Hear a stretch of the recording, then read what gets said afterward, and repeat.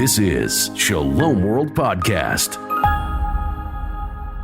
Welcome to Voyage. This is a podcast where we take you to the world of the Apocalypse of John. This is the book of Revelation. I am your host, Frances Hogan.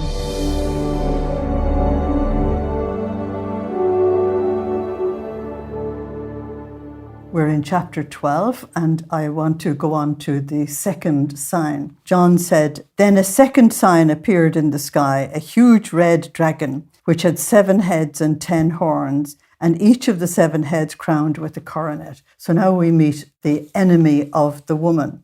Why does John use the expression a dragon? If you go into the book of Genesis, chapter 1, verse 21, the dragon is the great sea monster. Now, a great sea monster means a very large fish. So are we talking about whales, or are we talking about sharks, or what are we talking about? Okay. Psalm 74 verses 13 to 15 speaks about the sea serpent and uses the term Leviathan. So at long last we have a name. Okay. And this Leviathan represented for them the monster of chaos. That's very interesting, and it tells you why they begin to identify the term dragon with Satan, okay, the monster of chaos. And it's also considered the monster of untamed human nature, which is chaos as well, of course. In Deuteronomy 32, verse 33, it's the serpent and the cobra. Now, the cobra is very, very interesting because the cobra was actually in the crown of the Pharaoh. He was a talking serpent. Now, do you get me? Or he was a Satan. A Satan is an enemy, okay? So we're told in Isaiah 27:1 that God overcomes the dragon. We're told in Daniel 7:7 that the dragon has 7 heads and 10 horns. That's our introduction to chapter 13. And it's interesting that in the Roman army, some of the legions actually took either the dragon or the snake as their symbol, which is very, very interesting.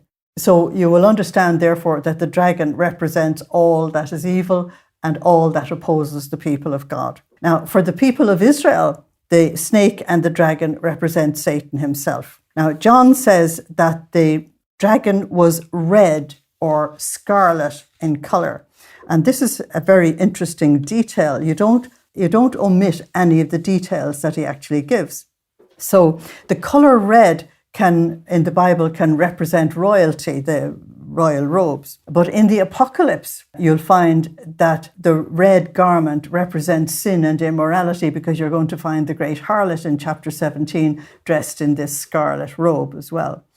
And the scarlet robe represents blood, because Satan always demands human sacrifice, whether that is in abortion at one end, euthanasia at the other, or war and destruction, or martyrdom in terms of killing the saints. And so we will be told in chapter 17, verses 3 to 4, that the red dragon is gorged with the blood of the martyrs and iniquity.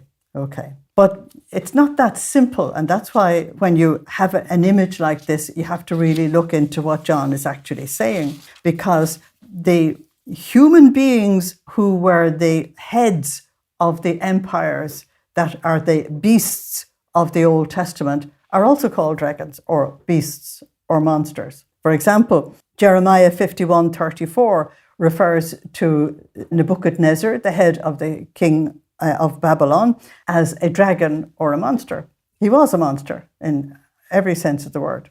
Ezekiel 29:33 refers to Pharaoh as a dragon or a monster, and the Pharaoh in the Exodus was a monster. Daniel 7 verses 1 to 7 calls the Greek empire of Antiochus IV Epiphanes as a beast or a monster, and he was. And he persecuted the people of God in a dreadful way. So John tells us here, as an introduction to chapter 13, that the dragon has 7 heads and 10 horns. In other words, he works very well in political systems, and he works very well through empires. In other words, Satan is into power. And if human beings really want power and lust for power, unfortunately, they'll meet the beast. You can refer to Satan as a 7-headed monster, or the empires that he runs. Okay, and we'll deal with the empires when we get to chapter 13. Now, he has got 10 horns. Now, a horn is a symbol of strength, and therefore it's a symbol of mighty power. And 10 is the fullness. So 10 horns means a superpower. So in the end times, for example, if the horn is a symbol of communication, as the shofar, the ram's horn, was a symbol of communication to God's people, it means that the world powers will use the media to dominate the world, which they're doing at the moment. You can get a person from the World Health Organization telling you exactly what to do in any country you live in. That's the powers that be using the horn as a means of communication. But what John wants you to hear is that evil on the earth is made in the image of Satan. You need to know that. And the woman, the glorious woman, is made in the image of God. So the two of them are absolute enemies. I will put enmity between you and the woman, between your seed and her seed, and so on. Genesis 3:15. So the story of the woman and the dragon goes right back to the very beginning. The very beginning, of course, means the beginning of the human race. And then the beginning of Israel, then the beginning of the church. But Jesus said in chapter 1 of Revelation, I am the Alpha, the beginning, and I am the Omega, the end. And that's exactly what we're dealing with here in Revelation, beginnings and endings. I'll give you more on that. In chapter 13 and 17, we're told that the beast has 7 heads and 10 horns and is also scarlet in colour. So the empires that oppose the people of God are in the image of Satan as well. And Satan, of course, is always contending for world domination because he wants the world to worship him and not Christ. So you've got this great battle going on all the time. It started in the heavens, and we're going to see that in a minute, and it ends up on the earth. So we're told that the 7 heads are crowned. That is Satan laying claim to Christ's right to rule the earth, because twice in Revelation we're going to hear that Jesus is King of Kings and Lord of Lords. Therefore, he alone is the emperor of the earth. He alone has the right to rule the earth. But Satan claims that. And Satan has his second coming before Jesus has his second coming. It's very interesting. He keeps on imitating him in a perverse way. Now, in verse 4, John tells us that the dragon pulls 1/3 of the stars from the sky. Now, if you're thinking of the constellations in the heavens, forget about it. We were told in chapter 1, verse 20, chapter 2, verse 1, chapter 3, verse 1, that the stars mean the church, the people of God. And we're told here in Revelation 12:1 that the 12 stars in the crown of the woman are the 12 apostles when you're talking about the church, and the 12 patriarchs when you're talking about Israel. So Matthew 13, verse 43 says that the virtuous will shine like stars in the kingdom of heaven. Genesis 22:17, Abraham is told your seed will be like the stars. Talking the stars there in terms of number. So what is John saying here in chapter 12? Because this is our introduction to all the drama that's coming. He's going to tell us, don't forget that in the original rebellion against God, Lucifer pulled 1/3 of the angels away from God. They are now the demonic powers that oppose us. And now he succeeds in pulling 1/3 of the people of God away from the Lord. That is the great apostasy. We can't have the Antichrist in chapter 13 unless the great apostasy comes first. And that is the great apostasy, 1/3 of the stars of the heavens. Now, it doesn't mean 1/3 of the 12 around the crown. It doesn't mean that. It means 1/3 of the people of God. Okay, so it's a great apostasy, and it will appear as if Satan is winning. And the Lord stands back and lets Satan pull as many stops as he can, and then he just comes and overcomes him just by the breath of his mouth. So let's look at what is being said here. We're told that verse 4, the tail of the dragon dragged 1/3 of the stars from the sky and dropped them to the earth. Now, from the sky is from the church. We're talking about Jesus' heaven. We're talking the heavens are the church, the earth is the unbelieving world. Drop them to the earth means that they lose all faith. Remember, Jesus said, when I return, will there be any faith on the earth? Satan will have done a tremendous work before Jesus comes. So they're dropped to the earth, so they become materialistic, they become worldly, they become this world-centered, and they lose their vision of heaven, they lose their vision of their vocation, they lose their vision of their destiny, and Satan keeps them downward, and he increases materialism, and he increases pleasure, and he increases everything that keeps us completely looking in the wrong direction, looking downward instead of looking upward. So the chastisement of the Lord will get people again looking upward so that they can find their destiny again. God doesn't like causing us pain, but he sometimes has to cause pain to get us to look in the right direction so that we begin to magnify the Lord instead of magnifying the beast, for example. We'll see that in chapter 13. So then, having pulled the stars from the sky and dropped them to the earth, the dragon stopped in front of the woman. Now, this is the woman Israel at the time of Christ's birth, and it's the woman church at the time of the birth of the church. It's both, because John is speaking about both. So the dragon stopped in front of the woman as she was having the child, so that he could eat it as soon as the child is born from the mother. As you know, if you have looked at programs of the wild, that animals who prey on other animals will always go for the newborns and for the delicate ones and the ones who cannot run as fast as the rest of the flock and so on. So they'll always go for the delicate ones. So an infant is the most delicate of all that you can get. So we saw already that as soon as Christ was born, Herod tried to kill him and he had to escape out into the desert of Egypt, okay, for 3 years. I think that's interesting because you're going to find that woman church has to go out into the desert for 3 years as well because he's trying to kill her at the very beginning of her life as well. And so you find that as soon as the church was born, persecution started. It started in Israel first, and then the Roman Empire tried to absolutely swallow the church up, okay? So the child who is attacked, first of all, it's the Christ, that's the head. And secondly, it's the church, that's the members, okay? Destined to rule the world, okay? And this is very important because it's proclaimed very clearly in Psalm 2 and Psalm 110. Both Psalms acknowledged by both Israel and the church as being specifically about Messiah.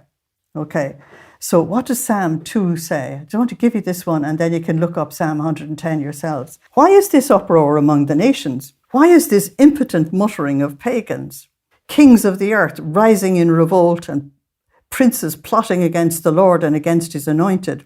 Now let us break their fetters. Let us throw off their yoke. The one who sits, whose throne is in heaven, sits laughing. The Lord derides them. That means that the Lord is omnipotent, that he doesn't even have to say a word in order to overcome them. We're going to see this in chapter 19. Jesus doesn't have to actually say anything. Then angrily he addresses them, and in a rage he strikes them with panic. This is my king installed by me on Zion, my holy mountain. In other words, the eternal decree is that Jesus of Nazareth is not only the King of the Jews, but he's the King of kings and the Lord of lords. And then the Messiah says, let me proclaim the Lord's decree, for he has said to me, you are my son, today I have become your father. And I will give you the nations for your heritage. I will give you the ends of the earth for your domain. With an iron scepter you will break them and shatter them with potter's ware. Very clearly stated. No ambiguity. So when the Messiah was born, he was the child destined to rule the earth. Now, what is the iron rod? In the first century, John uses the iron rod because you can't bend it with your hands. You need to heat it to a very high degree to get the iron to actually bend.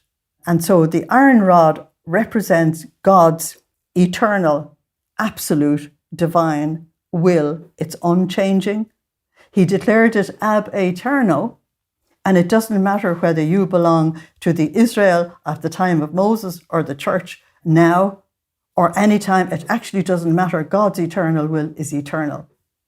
And people nowadays think that because they want to go a different path, that God should change his mind about his eternal will. That's not going to happen. When we come to chapters 21 and 22, we're going to see that the people living in the New Jerusalem, in the new heavens, are actually living God's will. Thy will be done on earth. That's in the New Jerusalem, the new heavens. As it is done in heaven, it'll be done divinely. So it'll be the highest point that the human race will ever reach. Okay. And then John says that the child was snatched up to heaven. Okay. That's his victory over Satan, and he's taken up into glory in his resurrection and ascension. And the thing is, Jesus is the only person who ever walked this earth who left a mystical body behind him. Nobody else ever made such a claim. And so when Jesus himself is snatched up into glory, then the demonic forces go after the rest of the body of Christ. And that's what the rest of the chapter 12 is actually talking about. Okay. And we're told in verse 6 that the woman escaped into the desert where God had a place of safety made for her for 3.5 years. Okay. There is an Exodus theme here, because when God snatched his people out of Egypt and he brought them to a wilderness where they would be safe, where they could become a people of God, where they could become a line of kings and priests to serve our God, and they were meant to rule the world. Okay. But Egypt had tried to absolutely destroy them initially. Okay. But she was safe in the wilderness, as Jeremiah tells us in chapter 31, verses 2-3. They found favor in the wilderness, those who had escaped the sword of Pharaoh. I've told you this already, that in the very early days of the church, when these dreadful persecutions came to the church, that the church also took refuge in the wilderness, literally, because we have the extraordinary testimony of the desert fathers. There were men who went out into the desert singly first, and then eventually gathered into groups and formed communities, and the church survived in the desert while it was being persecuted in the most dreadful way in the cities. What John wants to tell us is that in the end times which we're living in, that the very same thing is going to happen again. In Rome, the people had to literally go underground into the catacombs. Now, we won't have to go underground. The Lord's going to make a place of refuge for us all to survive. But the church is going to have to go into the wilderness again to survive the persecution of Antichrist, who will create millions of martyrs. But the church will survive, because the New Jerusalem will happen. And that's just the way it is. But John is also saying what Paul said to us in Colossians 3, 1-3, and that is that if we're living a life hidden with Christ in God, a true spiritual life, that we have the Lord's favor on us and we have his protection as well. So long as we are living this union with God, a union of love and a union of wills, that we're trying to do God's will on earth as well as we possibly can in union with him. But we will be pursued by the demon who utterly wants to destroy the church. Okay.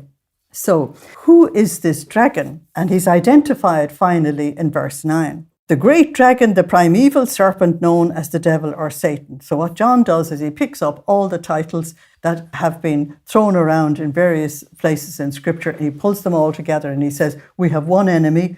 He shows himself in different ways. He has different manifestations, but it's the one enemy who wants to destroy us. And he wants to destroy you whether you belong to Woman Israel or Woman Church. It's good to know that. Thanks for listening. Slán agus beannacht é live. Goodbye. God bless you.